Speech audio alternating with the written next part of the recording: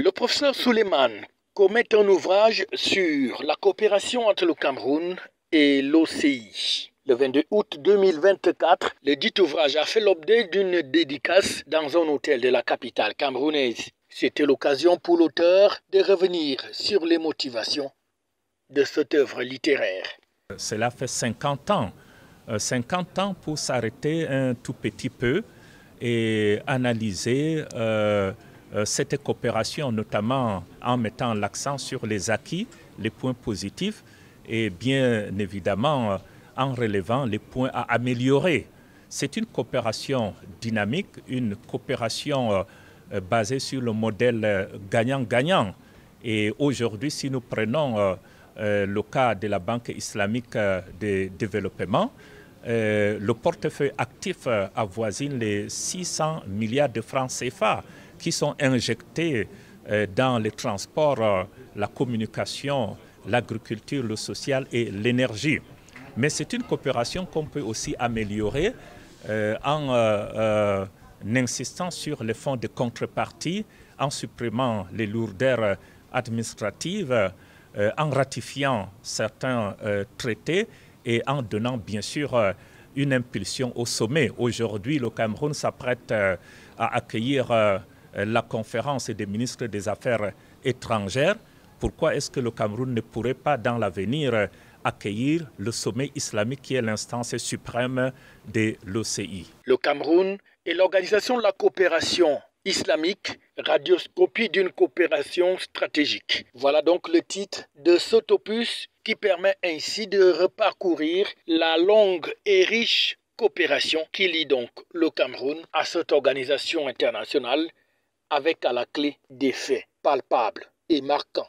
La Banque islamique de développement, qui est l'institution financière phare de l'OCI, injecte des centaines et des centaines de milliards dans l'économie camerounaise. Cet argent est utilisé pour améliorer l'infrastructure routière dans notre pays, pour appuyer les paysans dans le domaine agricole, pour également améliorer les conditions de vie. Nous avons par exemple la construction du port, nous avons la construction du barrage de Son Loulou. Le Cameroun a été le tout premier pays au monde à bénéficier en 1975, n'est-ce pas, d'une aide de la Banque islamique de développement. Nous avons cité le projet Chari-Logon qui finance les agriculteurs et autres. Nous avons le projet Mont-Bapit à l'ouest. Nous avons la route Ayos-Boni, ainsi de suite. Donc c'est une coopération très dynamique, mais qui pourrait être améliorée. Selon l'auteur de cet ouvrage, le Cameroun est le tout premier pays au monde à avoir bénéficié en 1975 des largesses de l'OCI, avec notamment la construction du barrage de Son Loulou. Mais également d'autres projets sont financés par la Banque islamique de développement, qui est le bras séculier de l'OCI en termes de financement des projets dans les 57 pays qui sont membres, parmi lesquels un certain Cameroun, d'où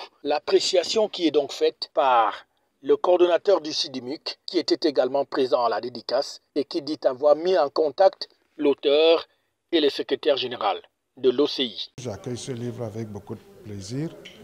C'est l'unique. Et quand je lis et j'ai informé le cabinet du secrétaire général qui m'a demandé une copie, et j'ai demandé à l'auteur et je les ai mis en contact. Donc c'est un livre qui décrit objectivement et avec à la fin une note d'espoir pour que la coopération demeure excellente et pour que la coopération soit bénie, comme c'est un érudit de l'islam qui a écrit, c'est un religieux, c'est un spirituel. Et nous pensons que les autorités camerounaises qui ont déjà le livre, ainsi que les autorités de l'OCI vont savoir les manquements et où est-ce qu'on peut davantage renforcer.